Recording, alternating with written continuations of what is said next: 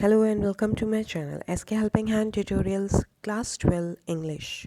आज की जो क्विज़ है 6 नवंबर की, यह है आपके पाठ ब्रोकन इमेजेस, जो कि गिरीश कर्नाड साहब द्वारा लिखा गया है। वे अंग्रेजी और कन्नड़ भाषा में लिखा करते थे। इस पाठ में उन्होंने मंजुला नाम की जो महिला है उनका वर्णन किया है और साथ ही में उनके द्वारा उनके पति और उनकी बहन का भी चित्रण इसमें किया गया है। यह जो पार्ट है ब्रोकन इमेजेस, इसमें मंजुला और उसके जो चित्र है, इमेज जो है उसके बीच में वार्तालाप को दर्शाया गया है और प्रश्न उत्तर के रूप में भी है इसमें।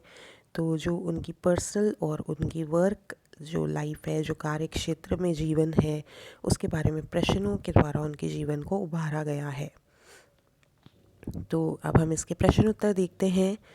In which literary term is the figure of speech elaborated to the farthest stage to which ingenuity can carry it?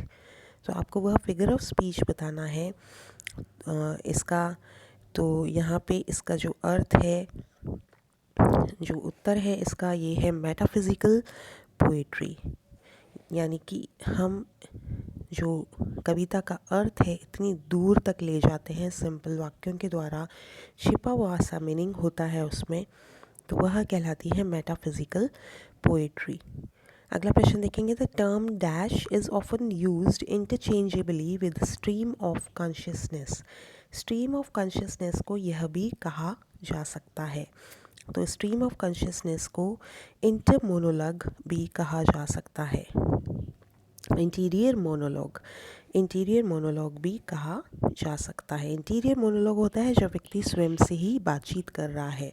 तो ये जो पार्ट है ये इंटीरियर मोनोलॉग की तरह से ही है, क्योंकि वह मंजुला जो है स्वयं अपनी ही इमेज से बातचीत करती है। Dash is the outcome of the two different cultures, that of the East and West, coming into contact. दो संस्कृतियों का मिलन, जो ईस्ट और वेस्ट जो संस्कृतियां हैं उनका जो संगम है वह क्या कहलाएगा? Impressionism, interior monologue, Indo Anglian literature, metaphysical poetry. तो यहाँ पे इन शब्दों से ही आपको अर्थ समझ में आ रहा है, वो है इंडो एंग्लियन लिटरेचर, यानी भारतीय और जो अंग्रेजी, भारतीय लेखक अंग्रेजी में लिख रहे हैं वह। अगला प्रश्न हम देखते हैं। Girish Karnad wrote in dash and dash.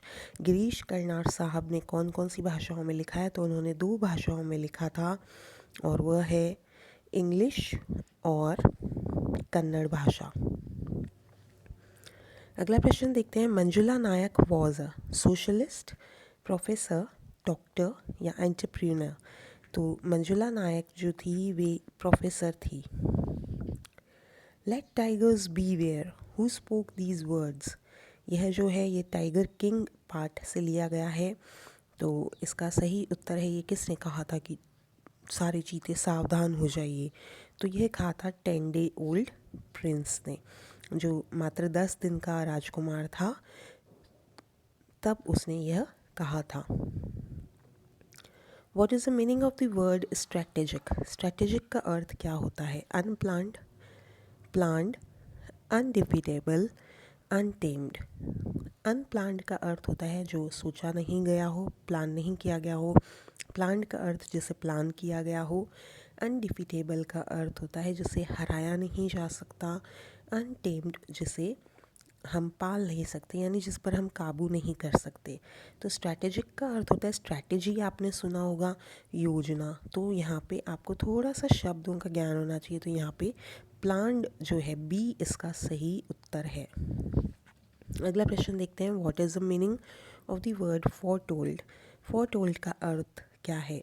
Predicted, misunderstood, secret या इम्पेल। तो इसका जो सही अर्थ है वह है प्रिडिक्टेड। प्रिडिक्टेड का अर्थ या फोरटोल्ड का अर्थ होता है भविष्यवाणी करना। तो उम्मीद है आपको वीडियो पसंद आया। वीडियो को लाइक और शेयर ज़रूर कीजिएगा। यहाँ पे आप जब कॉपी में करते हैं इसको, तो आप ऊपर हेडिंग, तारीख वगैरह अवश्य डालिएगा।